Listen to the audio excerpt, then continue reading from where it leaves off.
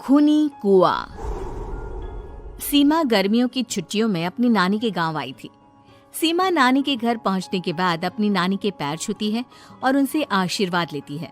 तभी उसकी नानी उससे कहती है, इतनी बड़ी हो गई मेरी सीमा, चल जल्दी से हाथ मुंह धो ले, मैं तेरे लिए खाना लगा देती हूँ। भूख लगी होगी ना? हाँ नानी, भूख तो लग रही है मुझे, आपके हाथ के बने हुए पीले दाल और चावल खाने की। कितना टाइम हो गया है मुझे आपके हाथ का बना हुआ दाल चावल खाए हुए। तू तो नौकरी में व्यस्त थी, तो तुझे कहाँ से टाइम मिलेगा अपनी नानी के लिए? और जब इतने टाइम बाद आई है तो ज्यादा टाइम के लिए रुक कर जाएगी तू। हाँ नानी, इस बार पूरे 2 महीने के लिए आई हूँ। सीमा की नानी अंदर जाकर उसके लिए खाना बनाने लगती है। सीमा कमरे में अकेली होती है, तभी उसे किसी औरत के रोने की आवाज सुनाई देती है। वो कभी खिड़की से बाहर झांकती है तो कभी दरवाजे से बाहर झांकती है। उसे समझ में नहीं आ रहा होता है कि आखिर रो कौन रहा है। तभी नानी खाना लेकर आ जाती है। वो अपनी नानी से कहती है, नानी, कोई औरत रो रही है क्या? मैं जब से यहाँ आई हूँ तब से मुझे यहाँ किसी औरत की रोने की आवाज आ रही है। हे भगवान, कहीं ये वही तो नहीं? बोलो ना नानी। अरे कोई नहीं रो रहा, ये तेरे मन का वहम है। और तू ना अब खाना खा ले, ज्यादा यहाँ वहाँ की बातों में ध्यान मत दिया कर। जल्दी से खाना खा और फिर मेरे साथ आ जा मेरे कमरे में, दोनों बैठकर खूब सारी बातें करेंगे। ऐसे ही अगले दिन सीमा अपनी नानी के साथ गांव के बाजार जा रही होती है। उसी रास्ते में फिर से किसी औरत के रोने की आवाज आती है। वो अपनी नानी से कहती है, अरे नानी, क्या सच में तुम्हें अभी भी किसी औरत की रोने की आवाज नहीं सुनाई दे रही? मुझे किसी औरत की बहुत बुरी तरीके से रोने और चीखने की आवाजें आ रही है। मैं बहुत परेशान हूँ नानी, आखिर ये कौन है? मुझे लगता है कि सीमा को शहर भेज देना चाहिए, यहाँ रहना उसके लिए ठीक नहीं। नानी बोलो ना, आप चुप क्यों हो जाती हो? सीमा, तू घर चल, मुझे तुझसे बहुत जरूरी बात करनी है। नानी सीमा को घर ले आती है और सीमा से कहती है, सीमा, कल सुबह तू शहर वापस चली जाएगी। अरे अचानक? आखिर क्या बात है नानी, आप मुझे ऐसे जाने को क्यों कह रही हो? मैं बस जो कह रही हूँ उस पर ध्यान दे।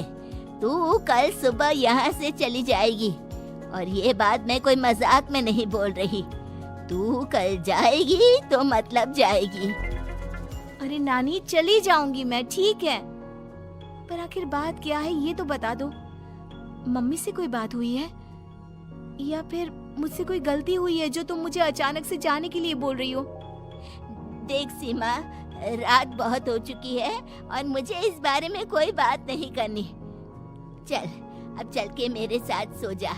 सुबह की बस पकड़कर तुझे शहर भी तो जाना है।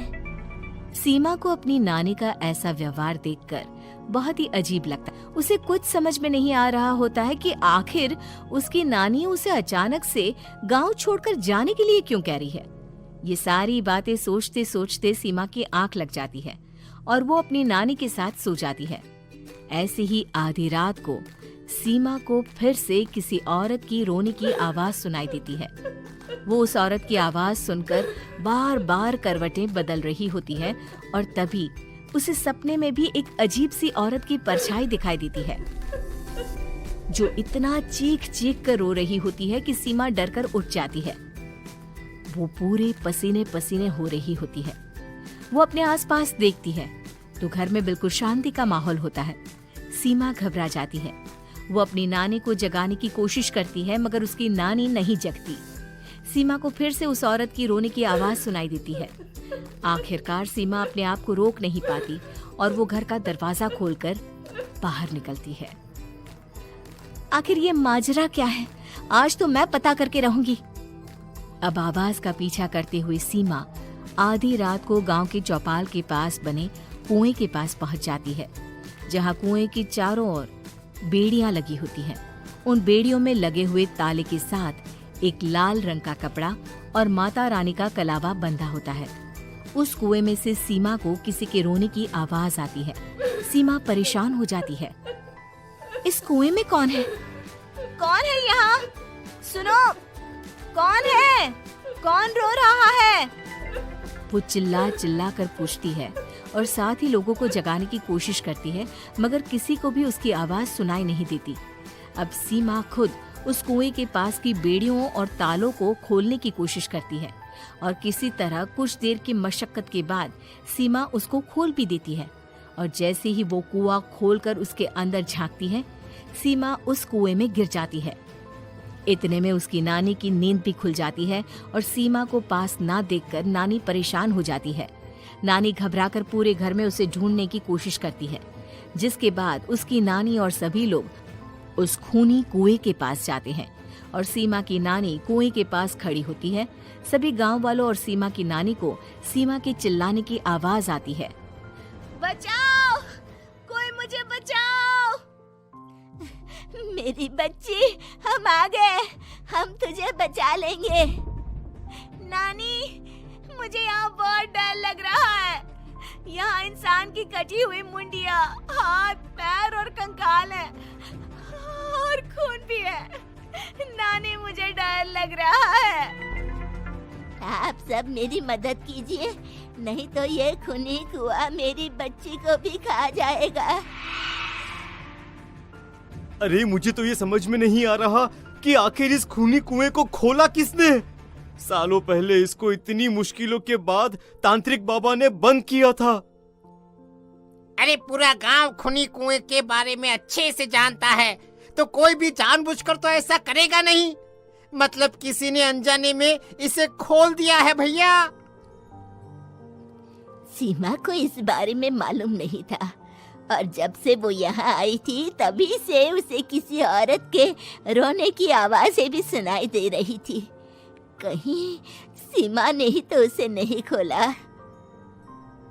अगर ऐसा है तो फिर सीमा का बचना बहुत मुश्किल है।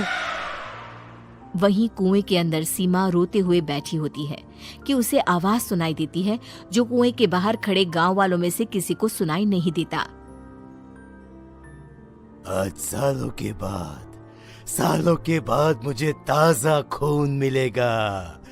तेरा खून पीकर आज मैं अपनी प्यास बुझाऊंगा।